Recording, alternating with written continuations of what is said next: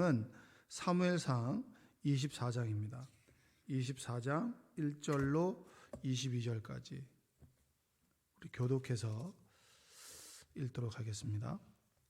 사울이 블레셋 사람을 쫓다가 돌아오매 어떤 사람이 그에게 말하여 이르되 보소서 다윗이 엔게디 광야에 있더이다 하니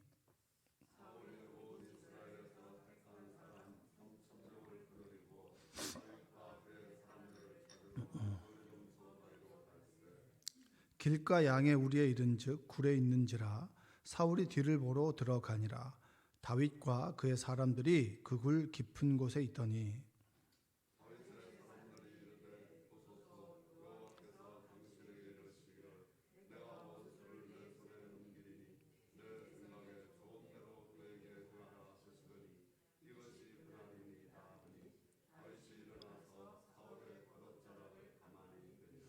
그리한 후에 사울의 옷자락 뱀으로 말미암아 다윗의 마음이 찔려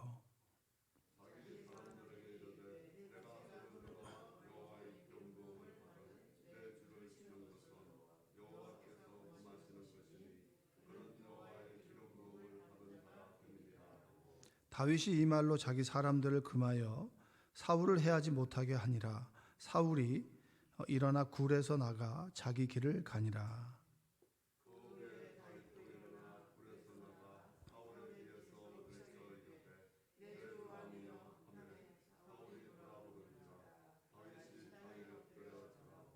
다윗이 사울에게 이르되 보소서 다윗이 왕을 해하려 한다고 하는 사람들의 말을 왕은 어찌하여 들으시나이까?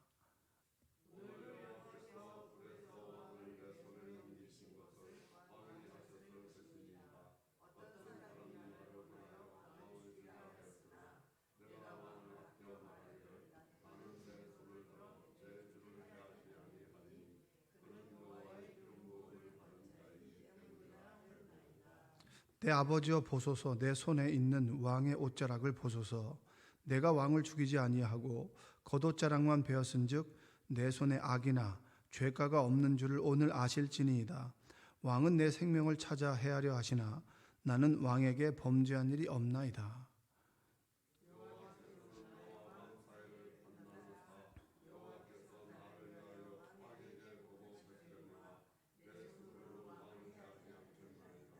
옛 속담에 말하기를 악은 악인에게서 난다 하였으니 내 손이 왕을 해하지 아니하리이다.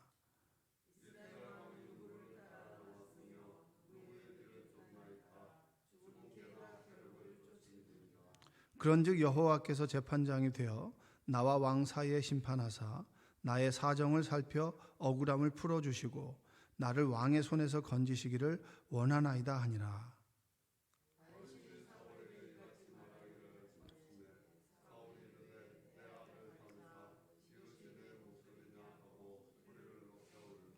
다윗에게 이르되 나는 너를 학대하되 너는 나를 선대하니 너는 나보다 의롭도다.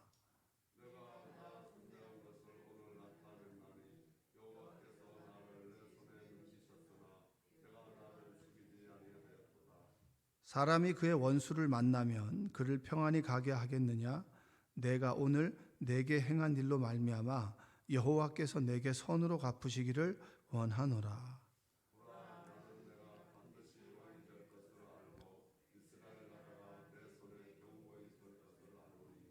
그런즉 너는 내 후손을 끊지 아니하며 내 아버지의 집에서 내 이름을 멸하지 아니할 것을 이제 여호와의 이름으로 내게 맹세하라 하니라.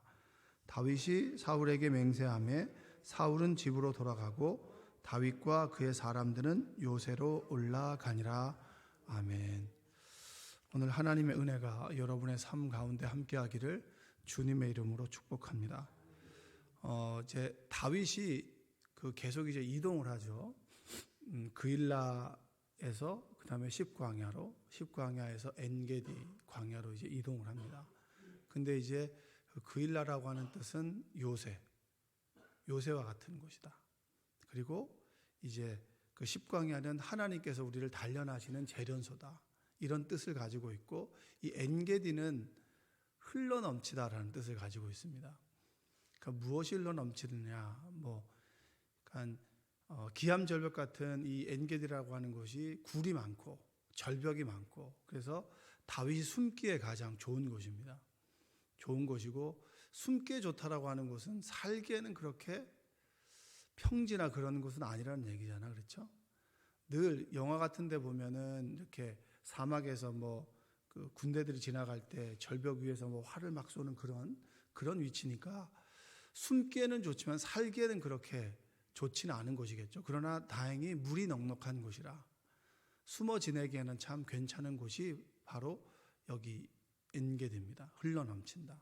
그러니까 지형적으로 보면 살기에는 적합하지 않지만 하나님의 은혜가 흘러 넘치는 곳이다. 전 이렇게 해석을 합니다. 그러니까 엔게디에 지금 머물러 있는 거예요. 근데 블레셋이 이제 쳐들어와서 갑자기 다윗을 죽이려고 했던 사람들이, 사울의 군대가 블레셋으로 갔다가 간 상태에서 지금 다윗의 소재를 또 파악하게 된 거예요. 한참 전쟁 중에. 그래서 3,000명을 이끌고 사울이 지금 엔게디에 있는 다윗을 죽이려고 내려오는 상황이 오늘의 24장에 나오는 이 본문입니다. 이 본문에서 보면 3절 한번 볼까요? 3절 한번 보겠습니다. 길가 양의 우리에 이른즉 굴이 있는지라 사울이 뒤를 보러 들어가니 다윗과 그의 사람들이 그 굴 깊은 곳에 있더니. 여기서 보면은 뒤를 보러 들어가다라고 하는 게 이제 생리 현상이죠, 그렇죠? 가다 보면 왕이 좀 자기 위신이 있잖아요, 그렇죠? 사람들이 보는 앞에서는 용변을 볼 수 없으니까 용변을 보고, 그리고 뙤약 볕에 잠깐 쉬었겠죠, 잠깐 졸았겠죠. 그때 이제 절호의 기회가 온 겁니다. 그 굴 깊은 곳에 다윗의 군대가 있었고, 그리고 사울은 용변 볼 때 최소한의 군대를 밖에다 세워두고 그리고 안으로 들어왔겠죠. 그리고 용변을 보고 살짝 잠이 들었을 것 같아요. 그 상태에서 한 번에 죽일 수 있는 상황이 처해진 거예요. 그때 사울을 다윗의 군대에 있는 그 수장들이 뭐라고 얘기했을까요? 한 번에 죽입시다. 그럼 이제 고난이 끝난다고. 사울을 죽이면 모든 것이 끝나니까, 이제 도망자 생활도 끝나니까 이제 이 사람을 죽이고 끝냅시다, 이 상황을. 얼마나 많은 말을 했겠어요. 그 수많은 말 속에서 다윗은 뭔가를 분별해야 되잖아요. 사람들의 마음에 좋게 하느냐, 나에게 편하게 살 것이냐, 아니면 하나님께서 원하시는 게 뭘까? 하나님께서 뭘 기쁘시게 여길까? 다윗이 사울을 죽이는 것에 대해서 누가 뭐라고 하겠습니까?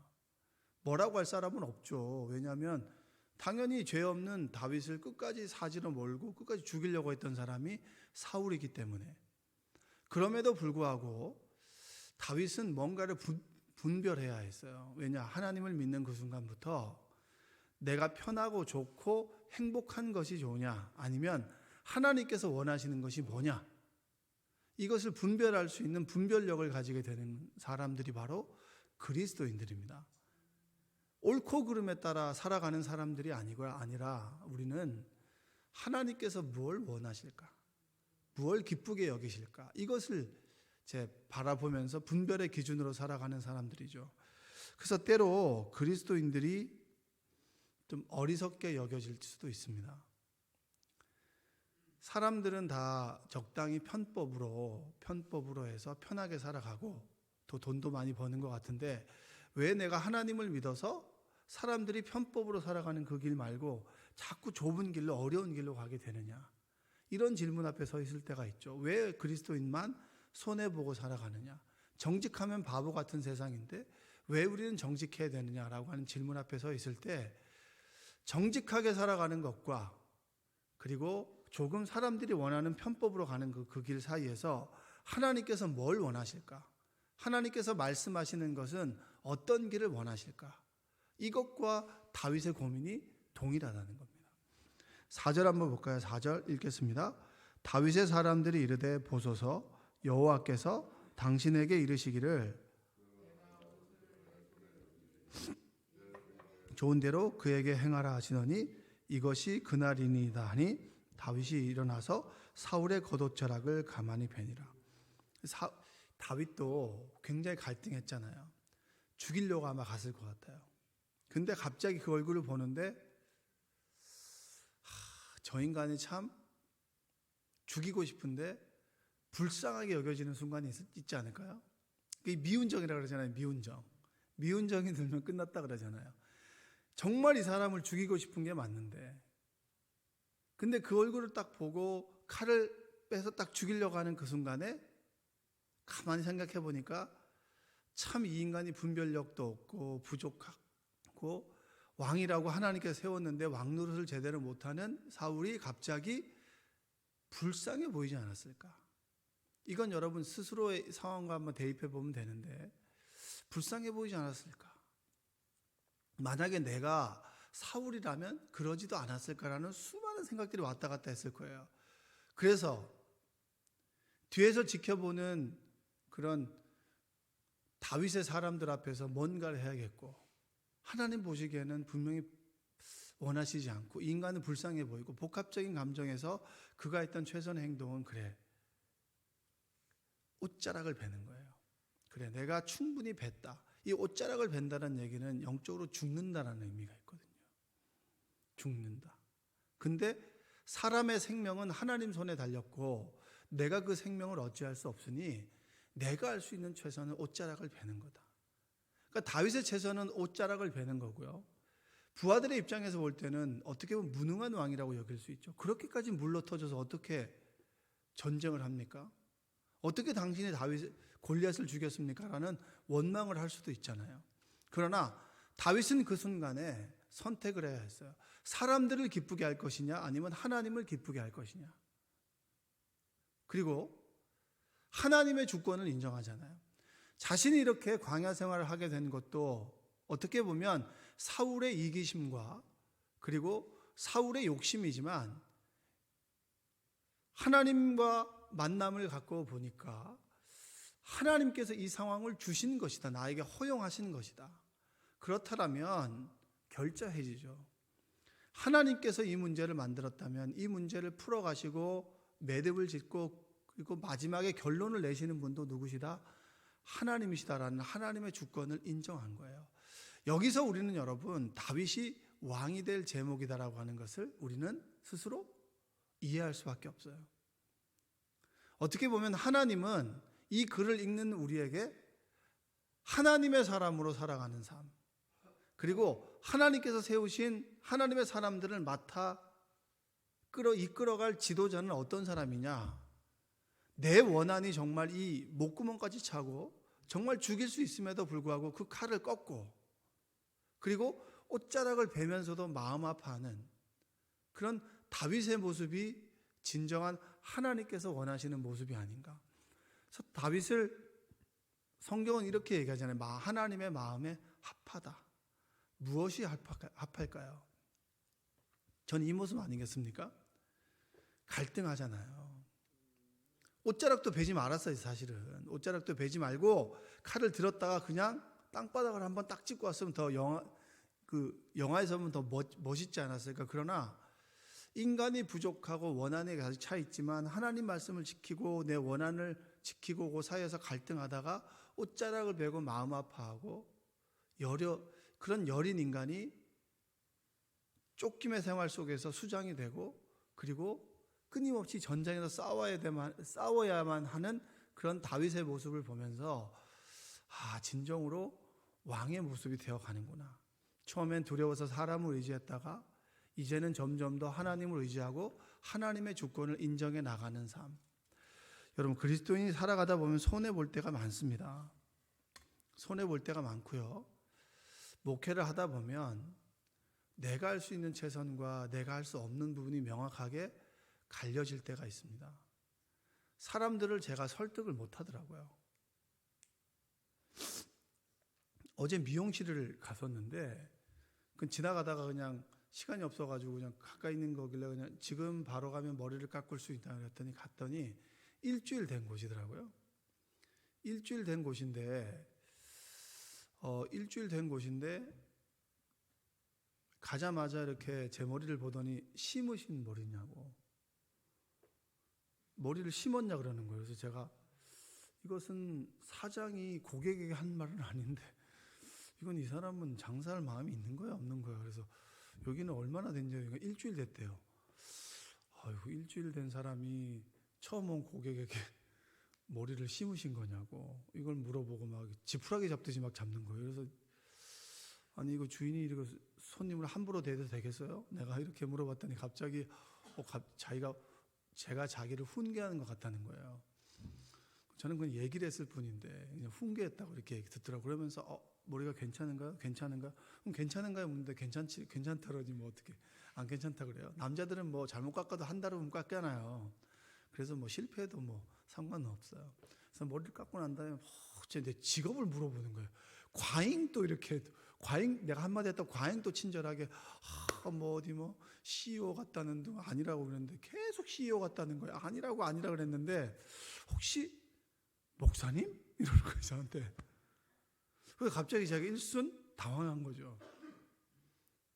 그래서 가만히 있다가 갑자기 뭐 물어보길래 제가 말한 것 중에 직업이 있냐 그러길래 있다 그랬더니 교회를 다니시냐 그랬더니 교회를 안 다닌대요.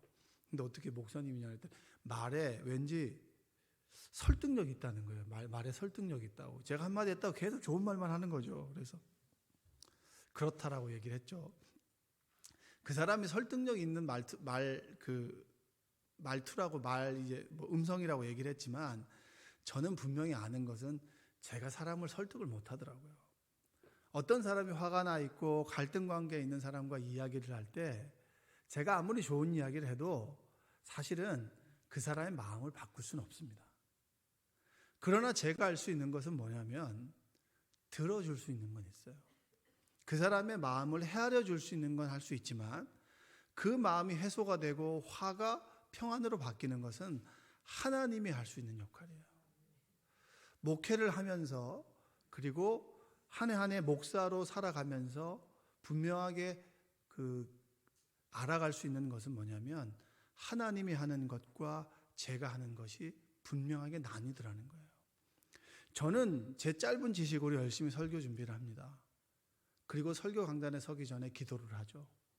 그리고 새벽에 딱 일어나면 먼저 씻고 집에서 먼저 읽어봐요. 또 어제 저녁에 읽어봤는데 또 생각이 안 나면 어떡해 또 읽어보고 와요. 읽어보고 딱 오면 그게 제 최선이에요.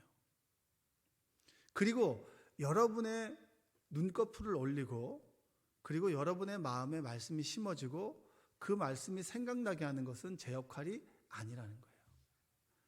여러분들도 사업을 하거나 일을 하거나 자녀를 키우거나 할 때 여러분이 할 수 있는 것과 할 수 없는 것이 분명히 구분되지 않습니까? 이것을 구분 못하는 사람을 똥오줌을 못 가린다는 얘기를 하는 거예요. 내가 할 수 있는 일과 하나님이 해야 되는 역할을 분명히 구분하게 되는 것. 어떻게 보면 그 구분하는 시점 자체가 믿음을 갖게 되는 시점이에요. 왜냐? 내가 할 수 있는 선이 이 정도입니다. 그 다음은 하나님께 맡깁니다라고 하는 게 믿음이고 그 믿음을 가진 사람이 뭘 하죠? 기도하잖아요. 여러분이 기도하는 일들은 여러분이 할 수 있는 일을 가지고 기도합니까? 없는 일을 가지고 기도합니까? 없는 일을 가지고 기도하지 할 수 있는 일을 가지고 기도하는 사람은 바보예요. 하면 되는 건데 그냥. 다윗이 광야 생활을 하게 되면서 하나님을 믿으면서 분명히 알게 된 것은 뭐냐? 사울에 대한 미움을 가질 수 있는 것은 내가 할 수 있는 거예요. 칼을 들어서 찌를 수 있는 것은 내가 할 수 있는 거예요. 그러나 하나님께서 기뻐하실까 기뻐하지 않을까? 그 앞에 섰을 때 내가 생명을 좌지우지하는 것은 내가 할 몫이 아니구나라고 하는 것은 다윗이 알게 된 거예요. 왜냐? 그는 왕으로 하나님이 세우셨기 때문에. 여러분을 하나님의 자녀라고 하는 생각이 딱 들면 그때부터는 함부로 대하는 사람이 없는 거예요. 여러분이 하나님의 자녀라고 하는 것을 내가 깨닫게 되는 그 순간부터 저는 여러분들을 그냥 대할 수 없는 거예요. 왜냐? 하나님께서 나에게 보내준 사람이기 때문에, 하나님께서 나에게 보내주신 양이기 때문에. 그래 목자가 양을 잡아먹을 수 있나? 아니지. 하나님께서 보내주신 양이라면 내가 하나님의 마음으로 섬겨야지라고 하는 것이 바로 목자의 마음이잖아요. 다윗은 그것을 가지고 있는 거예요. 왕이 될 사람, 그리스도인들, 그렇구나. 생명을 좌지우지하고 이 사람의 마음을 바꿀 수 있는 것은 하나님이 해야 되는 것이구나. 내가 할 것은 아니구나. 그래서 여러분, 함부로 판단하거나 함부로 말하거나 함부로 그 사람에 대해서 평가할 필요를 할 수 없는 거예요. 지금은 내가 이런 아픈 마음이지만 나중에 돌아보면 하나님의 선하신 뜻과 계획이 있는 것이구나. 과거에 아팠던 상황과 힘들었던 상황과 나를 힘들게 만들었던 그 사람이 지금 돌아보면 하나님께서 나를 다루시는 하나님의 손길이었구나, 하나님의 훈련이었구나라고 하는 것을 고백할 수 있는 겁니다. 죽일 수 있는 그 상황 앞에서 다윗은 칼을 멈추었죠. 옷을 뱉죠. 그러면서 찔려하는 마음이 가장 인간적인 마음. 하나님 말씀을 지켜야 되는데, 그래 내가 너무 감정이 앞서서 옷이라도 베야겠다라고 하면서 마음 아파하는 거, 이게 인간적인 그리스도인의 모습이 아니겠습니까? 자, 그리고 8절 9절 한번 읽어볼게요. 8절 9절. 그 후에 다윗도 일어나 굴에서 나가 사울의 뒤에서 외쳐 이르되 내 주 왕이여 하매 사울이 돌아보는지라 다윗이 땅에 엎드려 절하고 다윗이 사울에게 이르되 보소서 다윗이 왕을 해하려 한다고 하는 사람들의 말을 왕은 어찌하여 들으시나이까? 끊임없이 사울을 조종하는 것은 하나님이 아니라 마귀죠. 여러분, 우리 주변에 마귀짓 하는 사람들 많습니다. 또 나도 마귀짓 할 때도 있어요. 그러나 내가 하나님 말씀대로 살았을 때는 하나님 말씀대로 살았다라고 하는 것을 하나님께서는 우리에게 일깨워 주십니다. 다윗이 그 결정하는 그 순간에, 죽이면 끝나는 모든 상황이 끝나는 그 순간에 하나님 말씀을 택하죠. 근데 정말 마귀짓하는 사울의 입을 통해서 다윗이 한 행위에 대해서 하나님의 말씀을 사울의 입을 통해서 전해주세요. 17절 한번 볼까요? 사울이 얘기하는 거예요. 다윗이 이르되 나는 너를 학대하되 너는 나를 선대하니 너는 나보다 의롭도다. 이 사울이 다윗을 인정하는 겁니다. 그리고 18절 내가 나 선대한 것을 오늘 나타냈나니 여호와께서 나를 내 손에 넘기셨으나 내가 나를 죽이지 아니하였도다. 자기가 볼 건데 죽일 수 있는 상황을 하나님께서 너에게 허용했다. 근데 너는 나를 죽이지 않았다. 이렇게 보는 거예요. 19절 사람이 그의 원수를 만나면 그를 평안히 가게 하겠느냐? 내가 오늘 내게 행한 일로 말미암아 여호와께서 내게 선으로 갚으시기를 원한다. 하나님께서 사울을 통해서 다윗에게 말하는 거예요. 선으로 갚을 것이다. 여러분, 악이 바뀌어서 선으로 바뀌는 거, 그 짜릿함을 여러분 경험해 보셨어요? 정말 나를 힘들게 하는 사람 앞에서 내가 늘 피해자고 늘 얻어맞고 아픈 사람인 줄 알았는데 어느 순간에 이것이 선으로 바뀌어서 내가 그 사람을 정말 동정해야만 되는 그런 상황으로 하나님은 바꿔 가신다는 거예요. 그것을 지금 뒤에 왕이 되잖아요. 왕이 누구도 근접할 수 없는 위대한 왕이 되는 거예요. 다윗이 악을 선으로 갚는다. 그 악한 상황을 그가 말씀을 지켰을 때 결국에는 하나님께서 다윗을 선하신 곳으로 인도하신다. 그것을 믿는 거예요. 억울하고 힘들고 아프죠. 늘 얻어맞기만 하는 것 같고 난 손해보는 것 같죠. 하나님께서 갚아주셔요.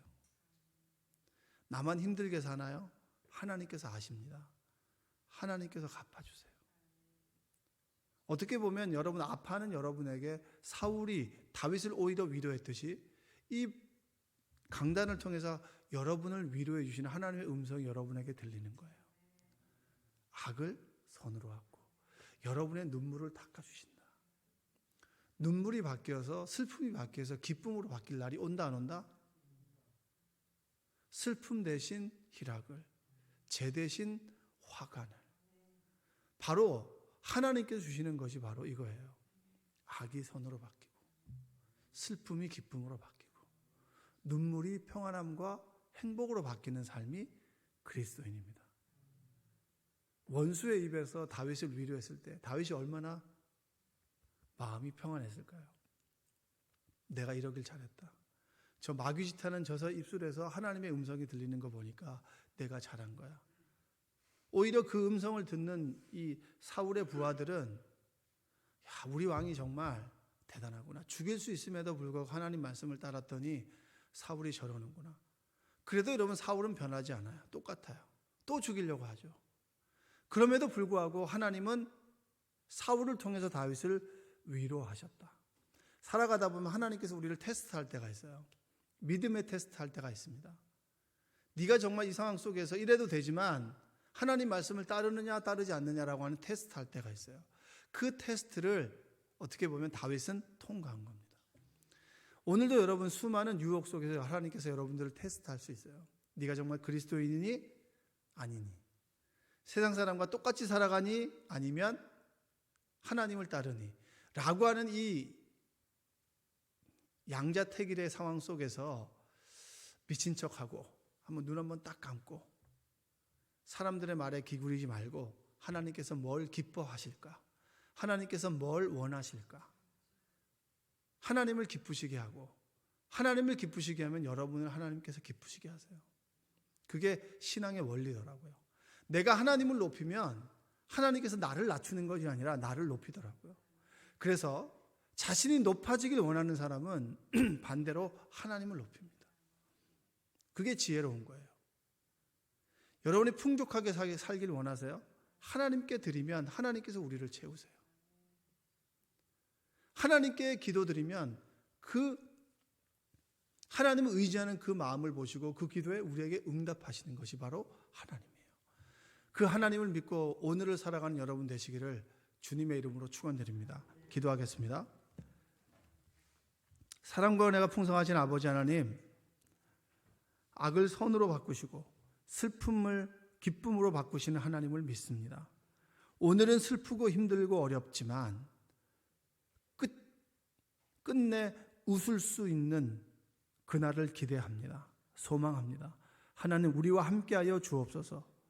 여러 가지 걱정으로 근심으로 눈물 짓고 힘들어하고 아파하는 성도들 위로하여 주시고, 기암절벽과 같은 엔게디가 하나님의 은혜에 흐르는 그런 풍성한 은혜의 장소였던 것처럼 우리의 삶이 하나님 기뻐하는 은혜의 장소가 될 수 있도록 도와주옵소서. 오늘도 수많은 선택의 기로에 있을 때 사람들의 말이 아닌 하나님을 기쁘시게 하고 하나님의 인도하심을 묻고 간구하고 따라가는 우리가 되게 하여 주옵소서. 예수님의 이름으로 기도합니다. 아멘.